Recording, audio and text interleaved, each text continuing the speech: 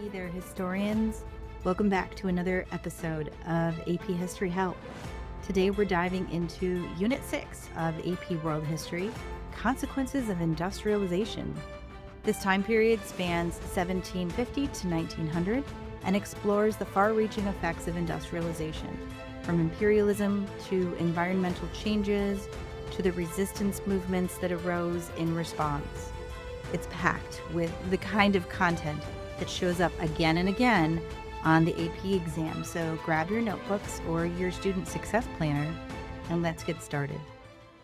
This is Wendy with AP History Help, and this is the AP History Help podcast, where you will learn everything you need to know about taking AP history classes, from skills to content, from historical thinking skills to themes in history. Whether you are taking or thinking about taking AP World History, AP US History, or AP European History, this podcast is for you.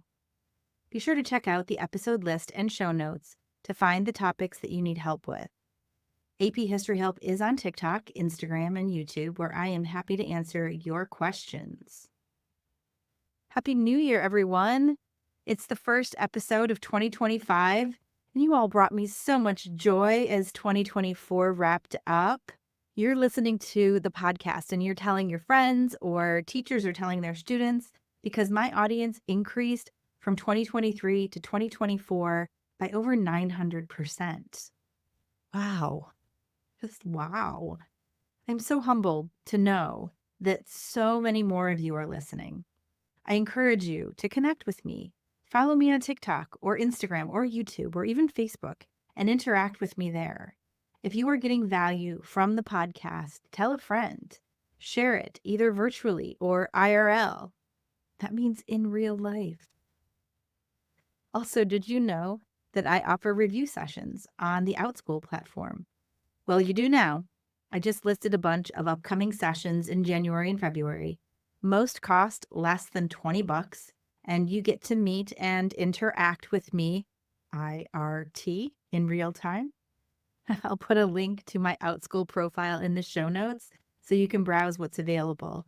If you've never been on OutSchool before, you'll get a $20 credit for your first class from them just by using my link. So you've basically got nothing left to lose for signing up. Unit 5 of AP World History is called Consequences of Industrialization. But more simply put, it's about the age of imperialism. Let me point out that as we look ahead to Unit 7, one of the main causes of World War I is imperialism. So understanding what it is, why and where it happened, and its implications are crucial to developing a grasp of the causation for the war and all that will follow. Come in, students. Let's get this episode of AP History Help started. First, get your notes out. Today we'll focus on causation. Let's break down the big ideas that shaped the world during this era. We'll take a look at the driving force of industrialization, how imperialism was justified, the economic implications of imperialism, resistance to it, and the social and environmental consequences, including some movements for reforms that resulted from it. Industrialization wasn't just about factories and machines. It transformed global power dynamics. By the 19th century, European nations and the United States had industrialized rapidly, gaining access to better weapons, faster transportation, and advanced communication systems like the telegraph. This gave them a massive advantage over non-industrialized nations. A key driver was the need for raw materials to fuel factories and the markets to sell manufactured goods. The economic imperative led to imperialism. Think about it. Industrial powers like Great Britain and France, they didn't just conquer territories for glory. They needed cotton, rubber, palm oil, and more. So they expanded into Africa and Asia and the Pacific. Why do you think industrialized nations were able to dominate non-industrialized ones? Hint, it's not just about technology. Consider the economic motivations and social ideologies like social Darwinism. Let's talk about imperialism, or as I like to call it, the grab all the land policy. European nations used industrial advantages to colonize vast territories. For example, Africa was carved up during the Berlin Conference between 1884 and 85, where European powers divided the continent without consulting African leaders. I mean, you guys, that's like all your classmates getting a hold of your backpack and divvying up its contents without consulting you. You would say, hey, that's mine. And they don't even glance your way. They just take your stuff. And if you persist, they punch you right in the face. India became the crown jewel of the British Empire, with raw materials like cotton flowing to British factories. China faced the infamous Opium Wars, leading to spheres of influence where European powers controlled trade and resources. Basically, Britain wanted to keep trading opium with China, but China identified that it was a really bad drug for their society. And they were so sure that they didn't want it, that they fought Great Britain to stop them. China ended up losing, and the Treaty of Nanjing would allow Britain and other countries to establish spheres of influence in China, dominating trade and getting rich while China lost power and money. Now, how did these European countries justify all this? Through ideologies like social Darwinism, which twisted Darwin's theory of evolution to argue that industrialized nations were fitter and destined to dominate the weaker ones. And another justification was the so-called civilizing mission, or white man's burden, which claimed that imperial powers were bringing progress to the uncivilized world. Of course, this was just a cover for exploitation. Let's shift gears to economic imperialism. This is when a country controls another economy without directly colonizing it. A prime example is the role of Western powers in Latin America. U.S. and British businesses dominated industries like mining and agriculture, creating dependency on foreign investment. And the same happened in places like China, where the Treaty of Nanjing, after the Opium Wars, allowed Britain to control key ports like Hong Kong. The result? Local economies often became geared towards serving imperial needs rather than their own development.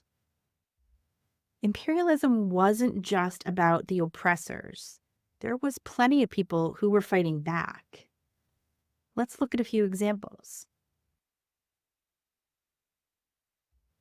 The sepoys were Indian soldiers who worked for the British East India Company. And in 1857, they rebelled because they believed the British had violated their religious beliefs by putting pork and beef fat on the rifle cartridges, which they would put in their mouth to load their weapons. While the rebellion was ultimately crushed, it showed the growing resentment of British rule. In southern Africa, leaders like Shaka Zulu fought against British and Boer incursions. Though they were eventually defeated, their resistance remains a symbol of African defiance. In 1899, in China, the anti-foreigner and anti-Christian Boxer movement sought to expel Western influence. While it failed militarily, it highlighted Chinese frustration with imperial control. Here's a little food for thought. Why did resistance movements often fail during this time. Consider the technological and organizational advantages of industrialized powers. Industrialization and imperialism weren't all progress and profit. They had massive consequences for people and the planet. Let's look at the environmental and the social impact, including migrations.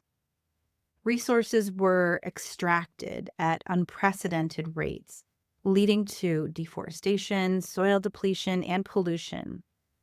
Industrial factories pumped soot into the air, and mines devastated local ecosystems.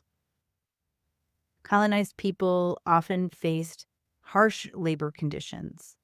Systems like the Congo Free State's rubber quotas led to atrocities, including the mutilation of workers who didn't meet production targets.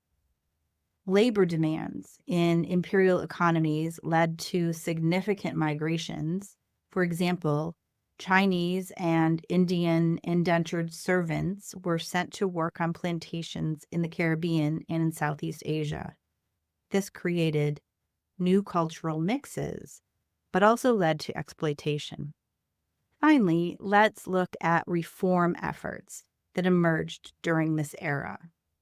In Japan, the Meiji Restoration was the result of Japan rapidly industrializing to compete with Western powers. By the late 19th century, Japan had become an imperial power itself, defeating Russia in the Russo-Japanese War, shocking everybody. By the late 19th century, slavery was abolished in most places, often replaced by exploitative labor systems like sharecropping or indentured servitude. This was largely the result of the abolitionist movement. Colonized people began to embrace nationalism as a tool for resisting imperial control. And this would set the stage for independence movements in the 20th century. And this was true in the Balkans of Europe, India, where they established the Indian National Congress, and the Philippines, which were first controlled by Spain and later the United States. And remember when I said that imperialism was one of the causes of World War I? Well, another main cause was nationalism. It is no coincidence that they are connected to each other. So what's the big picture here for Unit 6? Industrialization reshaped the world, driving imperialism, altering environments, and sparking both progress and resistance. As you review, focus on causation. How did industrialization lead to imperialism? And how did imperialism spark resistance?